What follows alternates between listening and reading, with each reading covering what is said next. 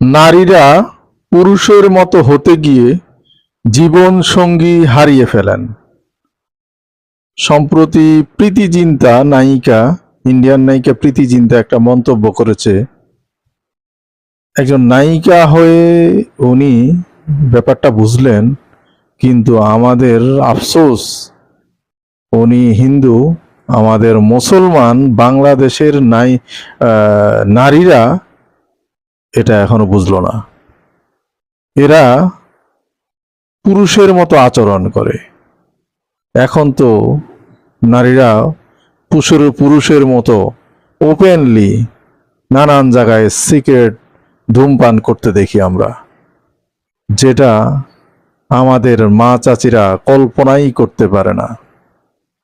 সামনে আমাদের বাচ্চারা কাকে মা ডাকবে?